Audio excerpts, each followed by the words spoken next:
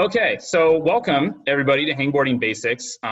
If you just got here, I've got in the chat, if you click on the chat, there's a link to a Google Doc that should be public for everybody, so you can click on that.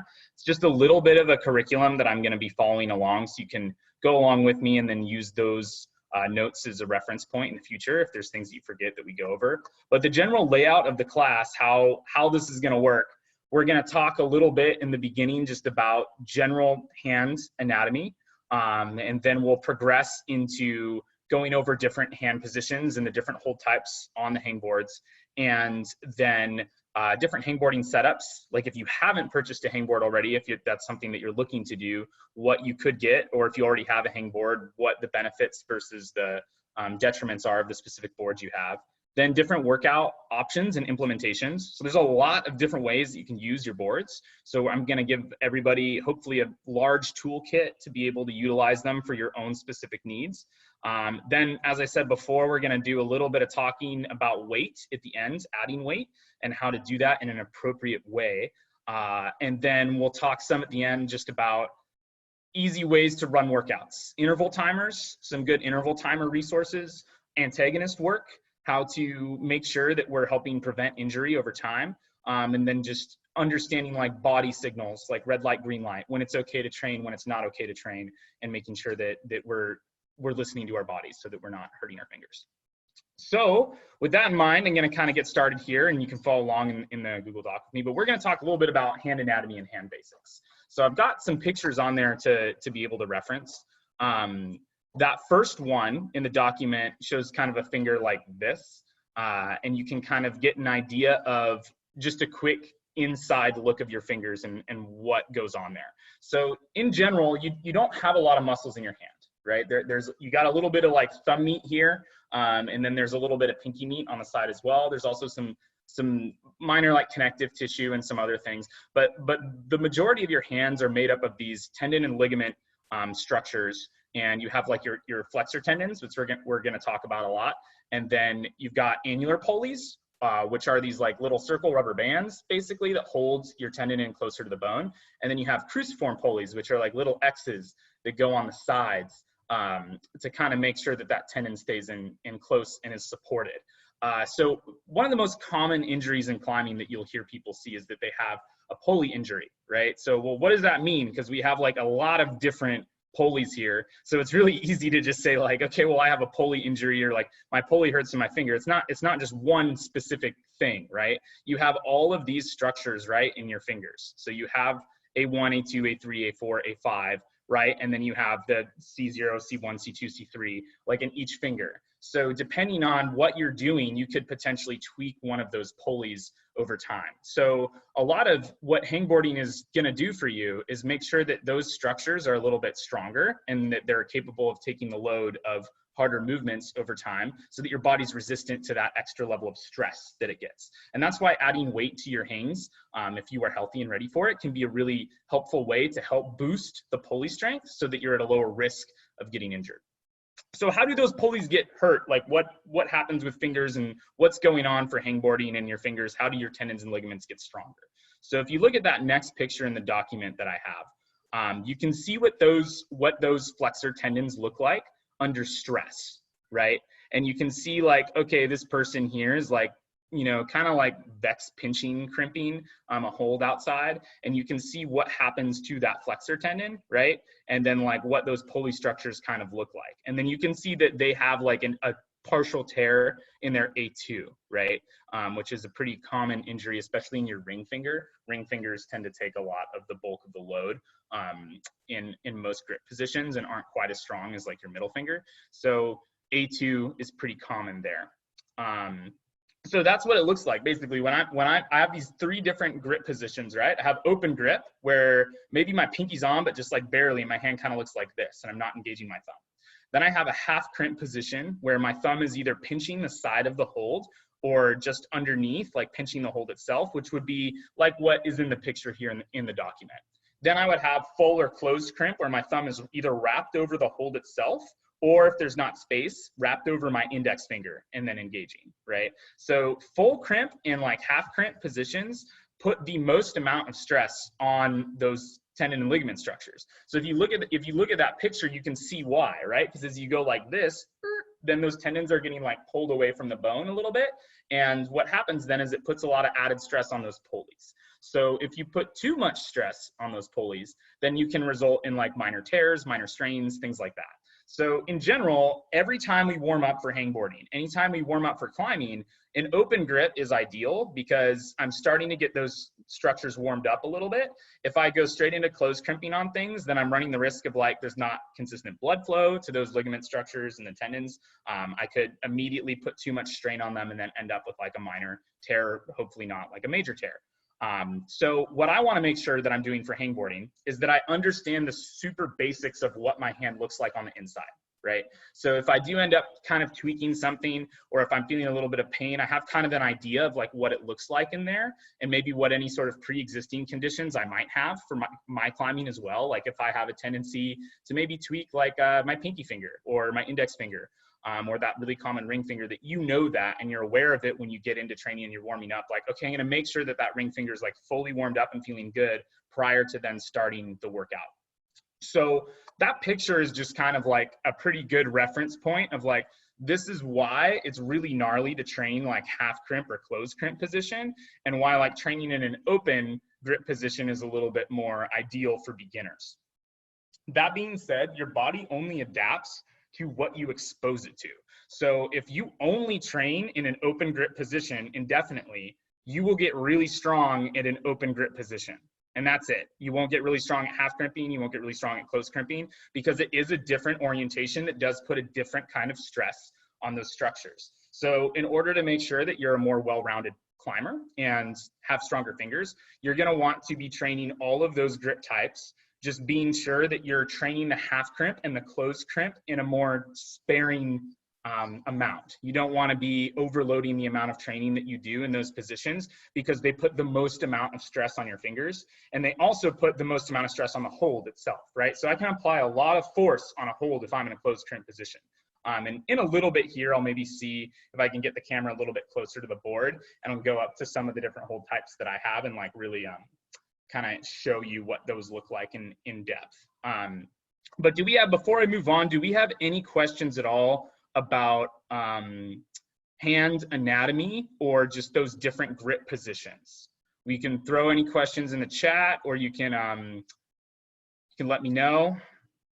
And then if a question comes up later, we'll get to it. But that's just the super basic anatomy overview. So you kind of get an idea of like, okay, what am I doing when I'm hangboarding? Well, what you're doing when you're hangboarding is exposing those tendons and ligaments to that type of pressure that you would see in climbing in an isometric way, right? Which means I'm just hanging off of them. My body's not really moving. So you're doing it in a controlled, you're basically building your tendon strength up in a controlled way.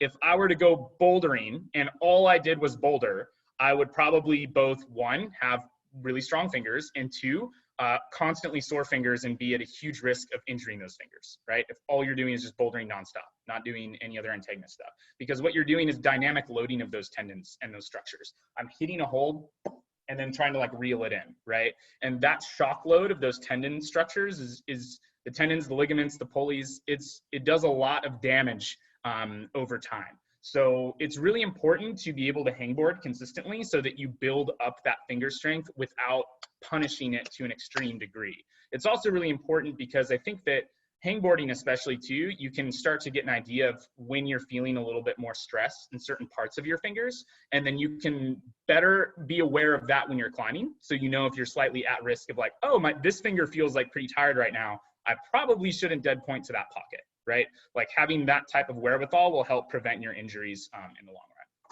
So that's our hand anatomy stuff and the different hand positions. And then before we get into basic training principles, I'm actually going to take this guy down really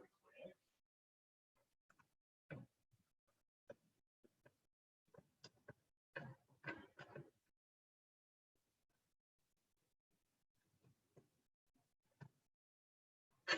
Okay.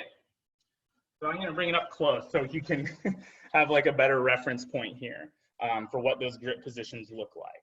So here's my board, right? I've got like a little bit of a jug in the middle. So if you can see my hand, this would be like an open grip position. This would be like a half crimp position, right? this would be like the closed crimp position, right? Just to make sure that we're on the same page. So if I have these like smaller holds, like you can see like this little screw-on crimp that I have down here, this feels really good in a closed crimp position, but I don't want to utilize that too much because that puts a lot of extra strain on my fingers. Similarly, I don't want to never close crimp because I'm never going to get better at that grip position, if that makes sense. So what we're going to do right now, I'm going to have everybody, if you do have a hangboard, now's an opportunity to get a little bit closer to it. I'm going to put this setup back up, and then we're going to talk a little bit about different workout stuff. So while you can see this board, I'm going to talk a little bit about just the differences between training on wood versus training on plastic, and just different hangboard setups in general. So this is a Beastmaker 2000. Coach Nolan made this. If any of you know Nolan, who coaches in Mission Valley at San Diego, he made these boards and makes these boards. So if this is something that looks really cool to you and you're interested in this and you're in the San Diego area, you can shoot me an email. I'll leave my email in the link at the end, and I can put you in contact with him if that's something that you're interested in getting. So what is the difference? Like, why would I want a wood board versus a plastic board? And I saw we got a question about mounting it. I'll explain like what this setup looks like and then how some other setups look like for mounting as well in a second. So the difference, the benefit for wood is that it's really easy on the skin. It's nice and soft on the skin. And then it is also not quite as intense in terms of like you're able to work your contact strength without shredding up your fingers. Like the bottom line is just skin. So I can show you like on this board, like we have like these nice like grip positions here, right? And this really soft wood that can get kind of slick, but is really comfortable on the skin. And then we have some like screw-on crimps that Nolan put on this board, right? That are like really awesome and good to use, but they're also really textured and sharp and put a lot more damage onto your skin than just like wood would. It also depends on the angle of the hold itself. Different boards have different hold angles. The more in-cut the hold is, the more damage that's going to do on your skin as well. The more flat or slopey the hold is, then the less damage that's going to do to your skin. So if you're training on like a regular basis, and since everybody's stuck inside right now and probably hangboarding like a ridiculous degree, then ideally you have some holds that are not the sharpest so that you're able to train on a regular basis without losing all of your skin. So, you know, is one hangboard better than the other? The answer is that it's largely dependent on the individual and who's training, right? So if, you know, I'm someone that's trying to train pockets and I have a hangboard that doesn't have a single pocket on it, that's probably not the best hangboard for me, right? Like I can still make do and make it work, but ideally you're selecting boards based off of like what your training regimen is and like what's gonna help. In my experience, obviously there's like some hangboards that have more options and others that have less. A hangboard in general is better than no hangboard. So being able to have a board, period, is gonna help a lot more than not having one. So we're gonna talk a little bit about mounting these boards and what the mount setup looks like. So you can see, if you go into gallery view, you can see like the setup that Carl has for his. He's got like a little Metolius board, it looks like there. And then that board is bolted to like a piece of plywood that's then bolted onto the wall itself, right? So what makes me really nervous is when I see boards that are not set up this way, right? So like that's like the proper way to put your hangboard up. A lot of times people just get the board and just stick it into their drywall, right?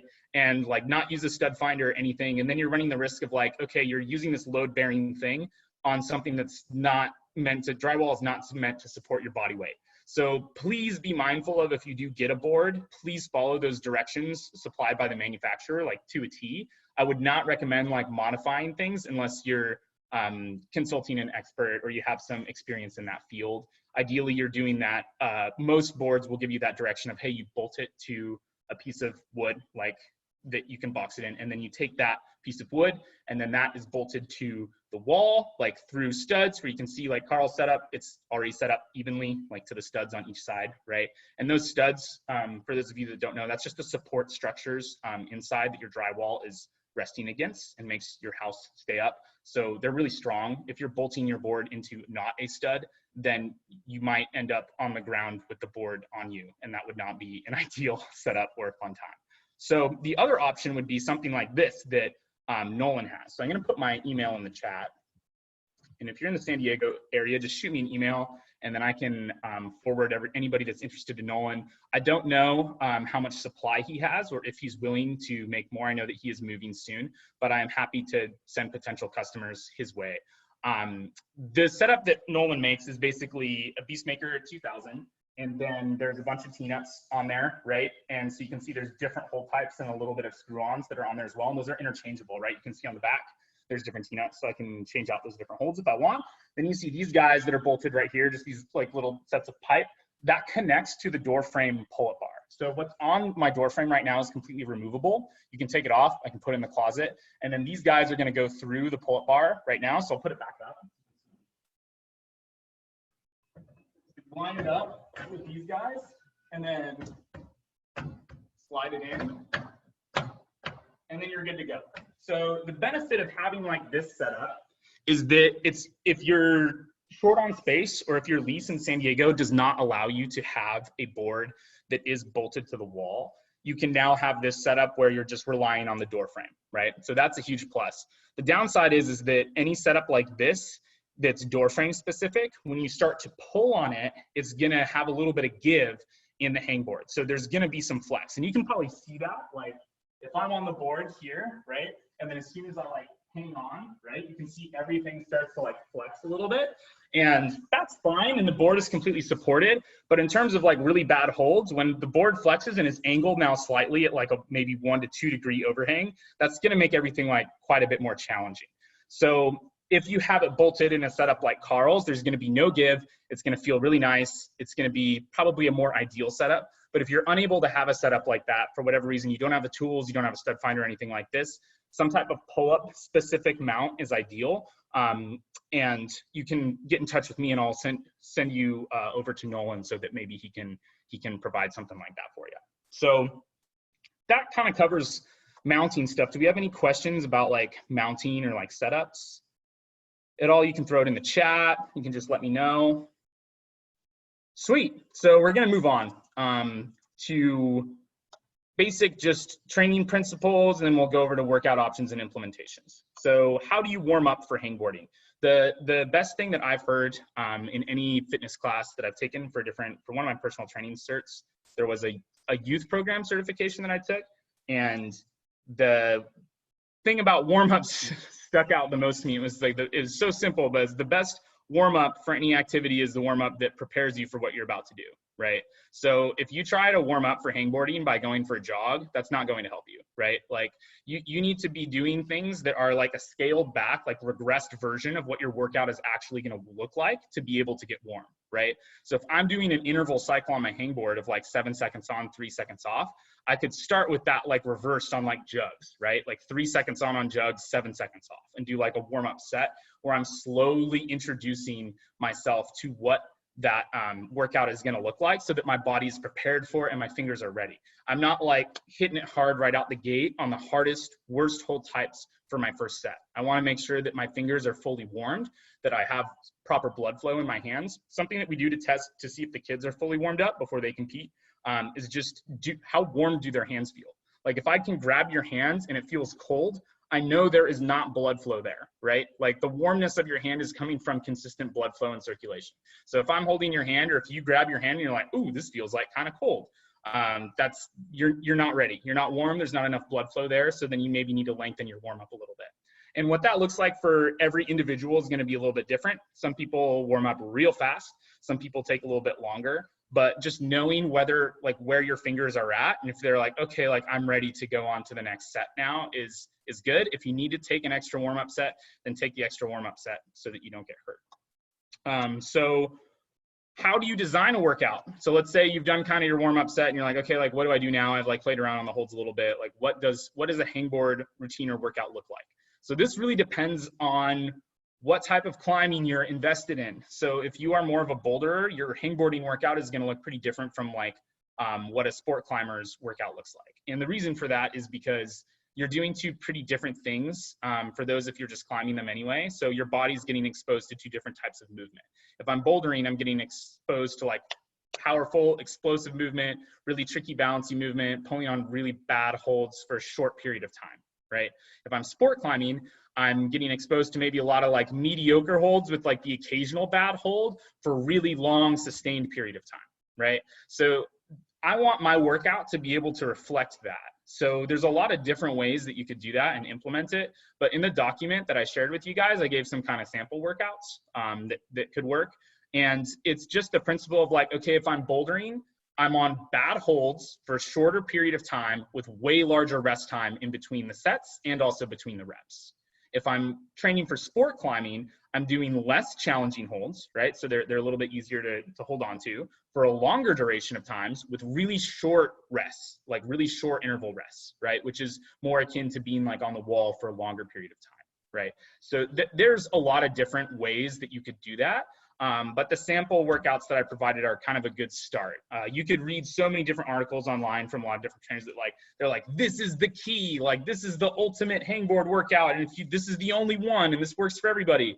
And if you have a really good hangboarding workout, it's not going to look the same as like Jonathan Siegrist, right? Like it's not going to be the same as like Chris Sharma's hangboarding routine or like some of these other pros. Like your hangboard routine that works the best for you is one that you've cultivated over time by like looking at different resources and knowing like what your own strengths and weaknesses are and then individualizing it to yourself. So the individualization aspect of hangboarding is way more important than like, what's the secret? Is it 6 seconds on, 4 seconds off, or is it 7 on, 3 off? That matters a lot less than what you're trying to do and what you're trying to improve at. And what matters even more than like the duration, the intervals and sets is the consistency. Are you doing the same ones each time? Are you doing the same amount of sets on the same hold types? You have the same rest time? Are you doing it the same amount of times each week? Then you'll be able to track your progress and see, and you can alter the workout every couple weeks or so. But if you are not doing that, if it's different every time, you're like, oh, maybe I did this hold type or maybe I did this, it's going to be really tough for you to find a baseline of like where your finger strength is and where your baseline hangboarding fitness is at. So my recommendation would be you choose one of these, right? One of these workouts that I provided. If you're looking for new workouts, right? You pick one of these, try it, write down the hold types that you use, right? So you know what each hold type looks like, and then set a schedule for yourself where you can do this maybe 3 to 4 times a week.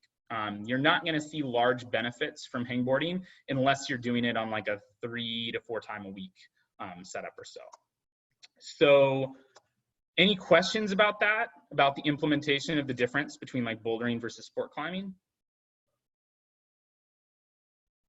I'm gonna talk a little bit about hold selection too in a little bit with added weight. So I'm gonna do additional weight now. I'm gonna talk about that briefly. So I don't know the ability level of everybody that's in this group right now, but I would say that if you are someone that is not a pubescent teen child, so like if you are not in the middle of puberty, like if you're a full-grown adult, ideally you're getting to a point down the road where if you've been climbing for a couple of years and you've seen kind of a plateau in your climbing, even though you have a hangboarding routine like that you've been consistent with, like once you have the consistency in your hangboarding and you're still not seeing improvement, it's a really good time to start adding small amounts of weight incrementally. So how would you do that? Ideally, you have a hip belt or a weight vest. Weight vest works great. Backpacks are slightly less ideal than weight vests because they put all of your weight behind you and they start to pull you off a little bit. But if you're quarantined, you don't have anything else, it still works. Ideally, you're starting with a small amount of weight. Even just 5 pounds makes a huge difference. So adding, especially for sport climbing workouts, 5 pound difference makes a huge difference throughout the whole workout. For bouldering stuff, if you're looking for those really short hangs, then that's when you're gonna start to ramp up the weight a little bit more. But you wanna do it very slowly and make sure that you're fully warmed up for it and you've slowly added weight. Similar to if you ever spent time in the weight room, you're not gonna go for your max squat having only just done a rep, like a few reps of squatting the bar, right? Like that's not gonna fly.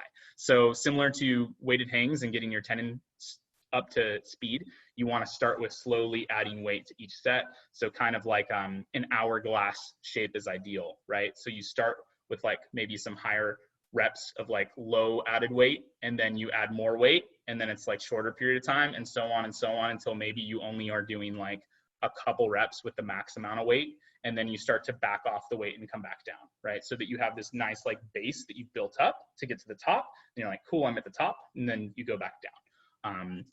So I think that that's helpful in terms of adding your weight. I think that it's something that people are hesitant to do and will avoid. I think it's massively helpful to improve your finger strength if you already have the other things that we've talked about.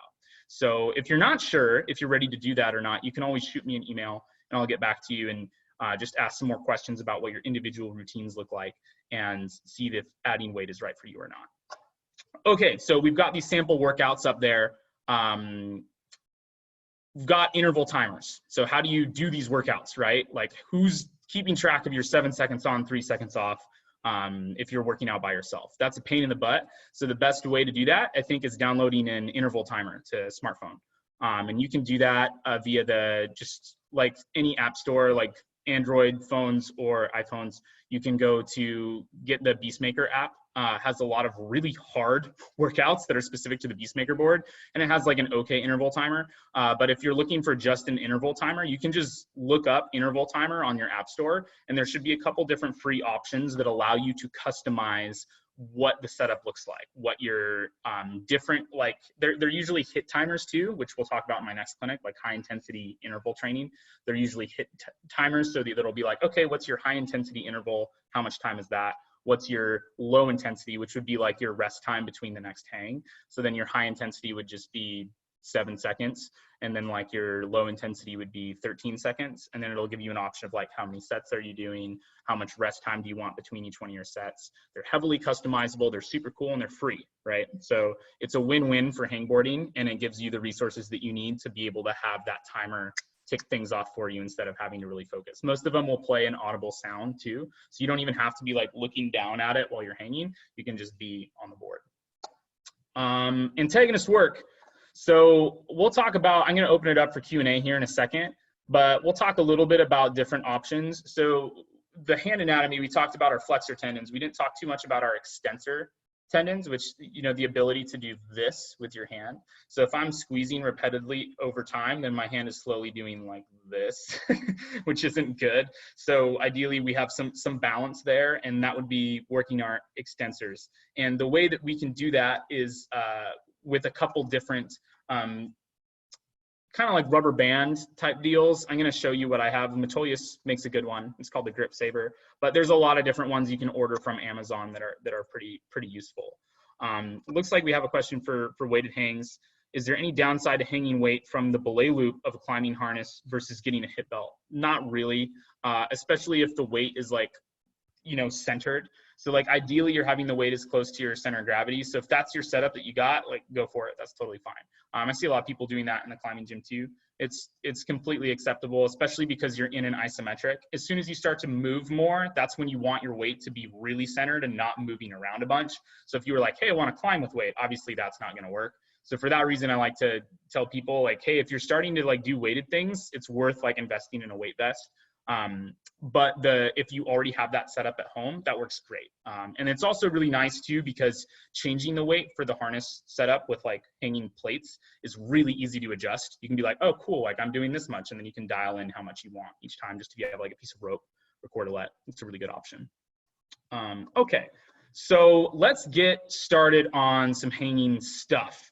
So I'm going to show you just proper form. So we talked about consistency and form and what that looks like, and like on different hold types. So I want to make sure you can see me. So I'm going to get over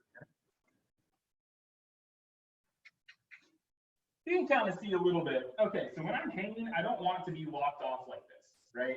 And the reason for that is because I'm now engaging a lot of other things and major muscle groups in my body. When I'm hanging, I'm working my shoulder girdle a little bit, but my priority is to try and work my fingers to get stronger, right?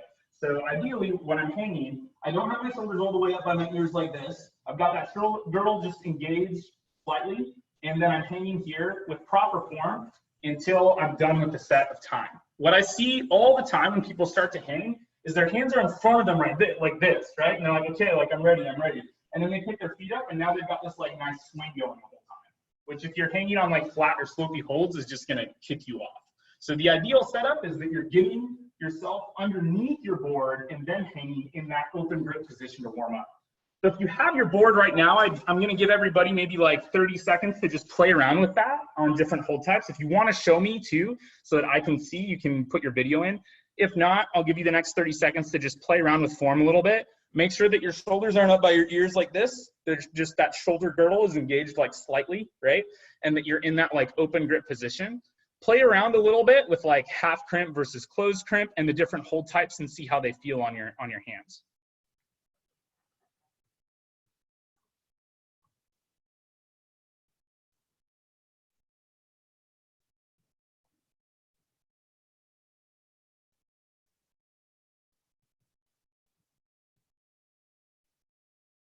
Excellent.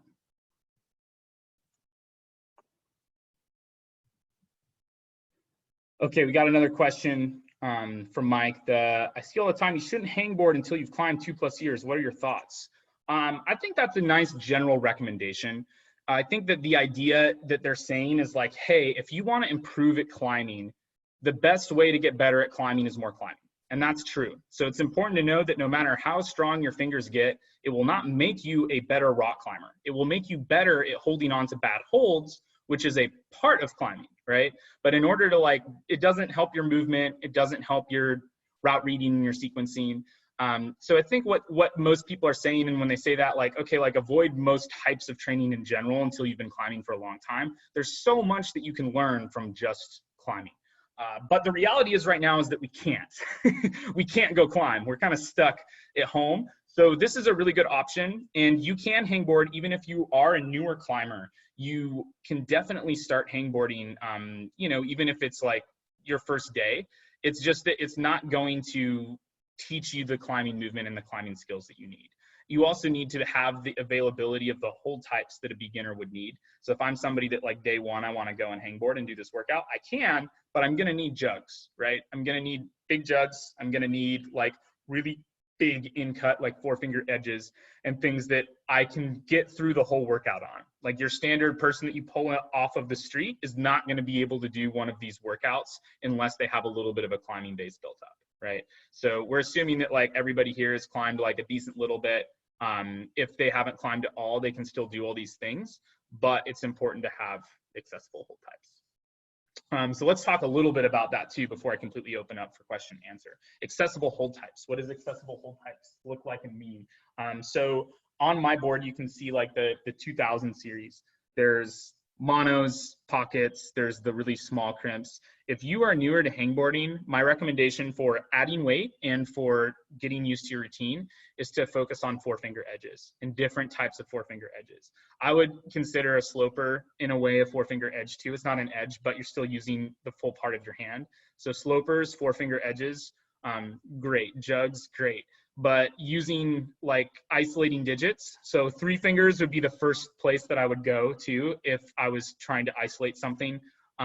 But doing 2-finger pockets or monos with weight or before I'm used to a routine and getting into it is not an ideal setup. That is going to put me at a much higher risk of injury. Anytime I'm isolating a finger, I'm at a much higher risk of getting injured, right? So I do not want to isolate my fingers unless I have built up to that and prepared to it. So I would say pockets, monos, avoid for beginners and avoid for those that are just starting to add weight. If you've been using weight consistently for like 3 to 4 weeks, you feel really good with it, that would be a good time to introduce like really deep, juggy 2-finger pockets, right? Or like, ideally, you're still working on more shallow, like 4-finger edges. Anytime you can get all 4 fingers involved, that's going to be a little bit better. So, you know, how do you pick the different hold types for you then? Like if you are a beginner, or if you're somebody that's been doing this for a while, what hold types do you choose in these like interval workouts? So ideally, you're picking things that are what you need to work on. So potential weaknesses that you have as a climber, and then also maintaining and building your strengths as a climber as well. So like for me personally, I'm really good at pockets and monos. That's a physical advantage that I have. So I try and maintain that.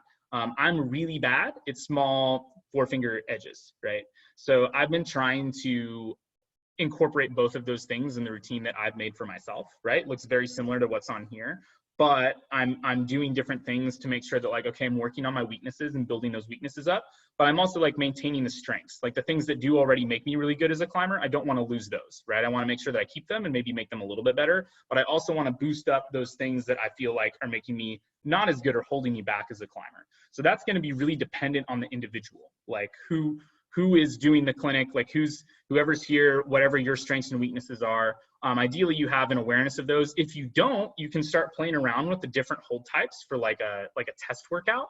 And you can see like, oh man, I'm really bad at the smaller forefinger edge. Okay, cool. Then that's something to like start incorporating a little bit on a regular basis and see what you can do with it. Similarly, if you're aware of a weakness, like, okay, I'm really bad at the forefinger edge, and you're starting to add weight, that's going to be a hold type you want to avoid, right? You want to stick with the things that your body is already built up and accustomed to and pretty strong if you're adding weight to it, so that you know that your body's prepared and ready. But I think that's about it. I'm going to open up the floor just for questions at all for everybody. Now that you've seen this, you've gotten a chance maybe to play on the hangboards a little bit, just in terms of different stuff. I'm going to try and answer some questions, and then I'm also going to show you in a second. I'm going to go grab the grip saver so I can show you what that looks like. Okay, so we got the question of how often do you switch holds during the workout? That's a great question. So this depends. So if I'm using four fingers, I'm going to get repeatedly burned out in that grip position, right? So ideally, I'm able to alternate and switch up different hold types a little bit within a set. If I'm trying to completely blast four fingers, you have kind of two different approaches you can go with this. I could have like, all right, this is my four-finger set, right? I'm going to do every single repetition, right? For those like 8 different reps that I do in the set is going to be a four-finger position. Boom, and then I'm blasted. Now the next one, I'm going to go on to like 3 fingers or 2 fingers. I generally don't recommend doing that just because that's really pushing that grip position to fatigue, to like an extreme fatigue. And I think that puts you at a slightly higher risk of getting hurt. So I'll alternate within a given set. I'll have like, okay, I'm going to work on these 6 to 8 different grip positions today, and I'm going to cycle through them in a set. That's one set. Now I'm going to do, 4 to 6 of those sets of those different grip positions, right? So that way I'm working through them evenly throughout the course. As you continue to work out, if you do the workout in the way that I'm suggesting, you also want to make sure, even in the other way, you'd want to make sure that you're alternating where those grip positions are in the workout, right? Like if I hit the small four-finger edge at the very end of my workout every time, I'm not going to get the best gains out of it because my body is going to be somewhat fatigued at the very end of the workout, right? So ideally, I'm switching like what order those hangs come in. And that doesn't have to be in just your workout for the day, but it could be like, okay, Monday I started with the four-finger edge, right? So now it's Wednesday, I'm going to start with the 2-finger pocket instead, right? So that way you have like a little bit of variation, but you're still hitting like each one of those hold types. And then, so hopefully that answers the question there, Carl, of mixing up different hold types. And then it says also, is it okay to start hangboarding with jugs so you can do 8 to 10 sets? Absolutely, yes. What's happening there too is if you have maybe some finger strength and you're playing around, you can occasionally pull on really small holds. But then like, after doing like a set of hangboarding, you're like super fatigued, and your second set, you're like, why can't I like hold on to this anymore? It's less likely that your tendons are completely giving out on you. And it's more likely that your shoulder strength isn't completely strong yet. So the ideal setup there would be if I'm hanging on jugs repeatedly to do those 8 to 10 sets in the beginning, that's going to get that shoulder strength there to be able to support your fingers better. So there's absolutely no problem with doing that. You want to be able to scale the workout at what's best to you. If you're finding by like your 8th set, of what you're doing, oh man, like I can't hang on this jug like anymore at all. Like that's great. You're still getting a benefit out of that, right? Let's see. Matolia ships with their boards. So yeah, I think I'm not familiar with that specific workout that like Matthew sent over, but what I can tell you is that any workout that you're implementing consistently is going to work, right? So like what I'm giving you here is just like a basis of things. The big picture thing from this clinic is that any workout that you're doing on a consistent basis that you're fully warmed up for and ready for, that's a good level of challenge for you personally, like you can get through it, and you're doing it on a consistent basis, you will see results, right? And that's what's most important. So what's less important is the like pure specifics of like, oh, well, I do this hold type and this person does that hold type. You can even tailor those workouts to suit like your needs. If there's a hold type that you really don't like, or if there's something that's a little bit too hard in it, you can regress it back a little bit. But I am yet to see like hangboarding workouts where I'm like, well, that's just terrible. like the goal is that you're fatiguing those like tendon strengths like over time, like in a controlled way, and that you're also like getting a little bit of shoulder work in there. And pretty much any hangboard workout is going to do that for you, unless it's just way too excessive or it's tweaking you in a weird way, or you're feeling really uncomfortable doing it. I think that you're going to see some benefits from it. So I would say use as many resources as you can. The internet's great. Once you find something that works for you and you like it, stick to it and be consistent with it over time. After like 4 to 6 weeks, if you're really bored of it, look for something different and switch things up a little bit. There's a lot of different ways that you can use the hangboard to still get like a solid pump and to still like work your fingers and your shoulders really well. So I have nothing, I'm not familiar with that specific workout, but I generally do not have anything bad to say about other workouts as long as you're warmed up and ready for it and it's like the right level of challenge for you. We have any other questions? Okay, so I'm just going to put in the chat here just one more time since there were a few questions before. So this is my email is in the chat. If you have any other additional questions, feel free to reach out. Everybody's got that link, right? I see a lot of people on that document right now, the Hangboarding Basics document. So that's something that you can refer to over time and then reference that. And then I'm going to grab really quick before I go, I'm going to show what the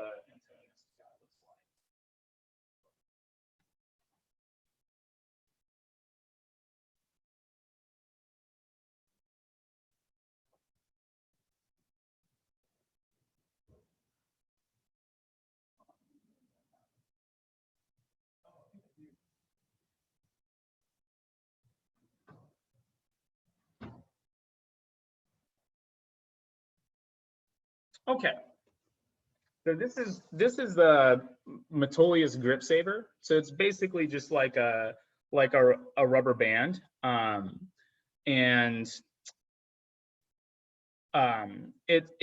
idea of this is that you are working those extensor structures so that you are able to be a little bit more balanced. Antagonist is opposite, right? So the idea of antagonist work is that if I'm working different types of my muscles and my ligaments equally, then it's less likely for them to get pulled out of alignment and less likely for me to end up with tendonitis. That doesn't mean that, oh man, I did my antagonist work, I'm not going to get tendonitis. If you're doing too many things, there's a good chance that you can get injured. If you have pre-existing things, there's a good chance you could get injured, right? So you want to know yourself better than anybody. But this is a really good place to help with injury prevention. Is any one of these types of devices that focuses on like, okay, I'm going to set this up. And I can set this up really quick to show you what it looks like. But what I'm really looking for here is the rubber band itself, not so much the ball. The ball is just like something to grip, right? That's a flexor thing. But the extensors, once I have like the rubber band set up like evenly across my fingers and I'm opening my hand, right? So I'm trying to open my hand, is applying resistance so that I have to work for those extensors. So that's something that I would say, like, if you look up extensor or just Metolius grip saver, you'll be able to have one of those. And that's a really good resource if you're someone that struggles with tendonitis, or if you're worried about your frequency of working out and worried that that's something that you're going to develop, then that's a really good tool to help prevent that. So Carl then also asks, how many warm-up sets would you do on the hangboard before starting the regular workout? This is going to be really dependent on the individual. So this is what I was talking about before with how warm are your hands, right?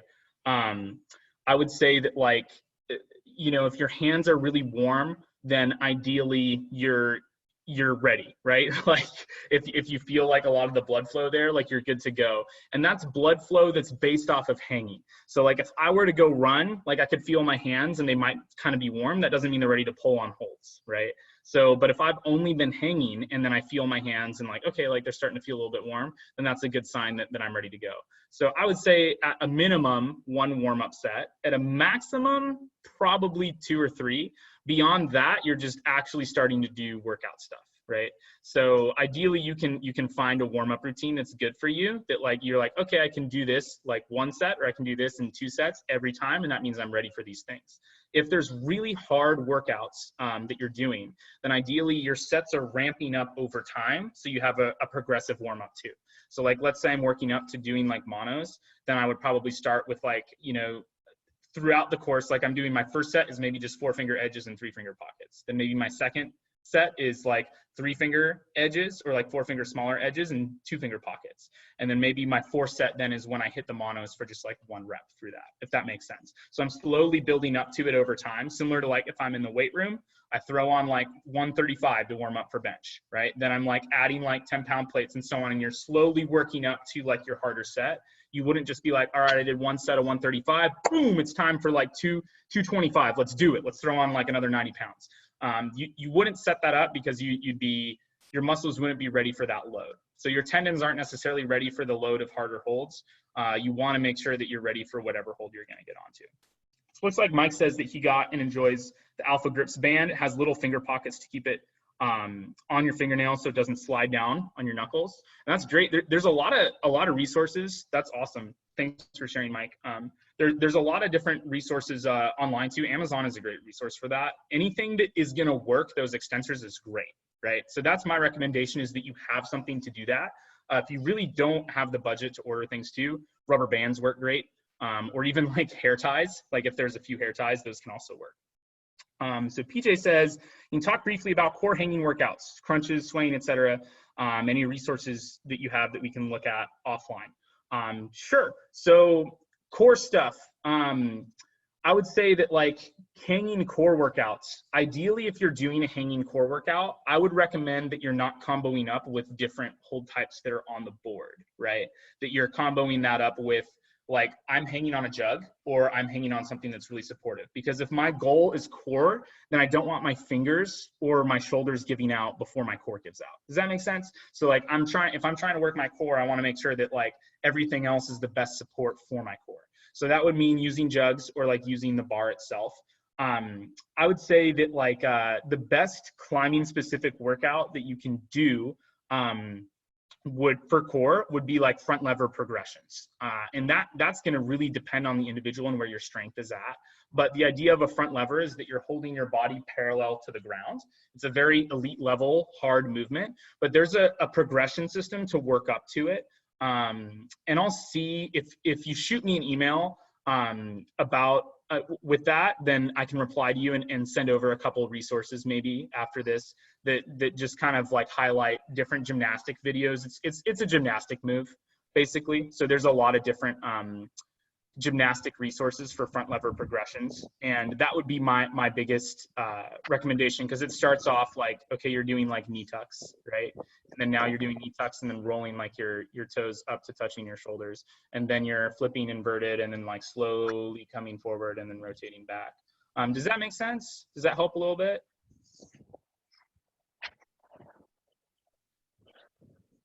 Other resources that you can look at offline.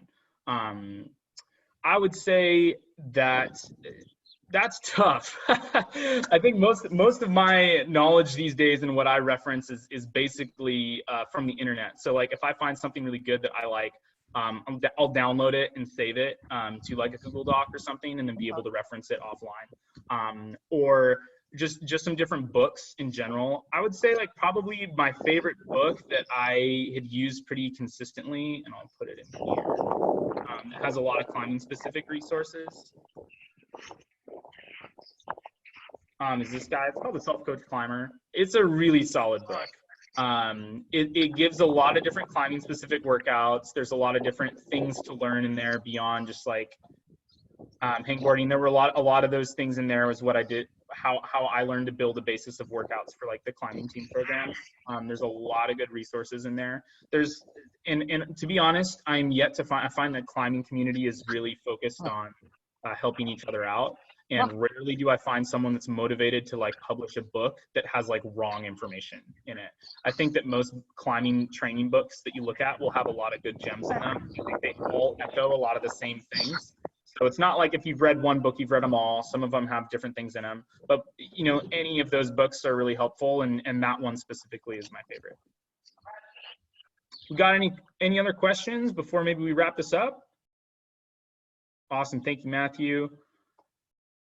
Awesome. Thanks, everybody. Thanks for coming. Again, if you're wanting a reference to this, it'll be the Google Doc will be accessible to everybody. And then also this presentation is recorded. It'll end up going up on our website so that you can reference it in the future as well and then skip along. So thanks for coming, and I'll see you later.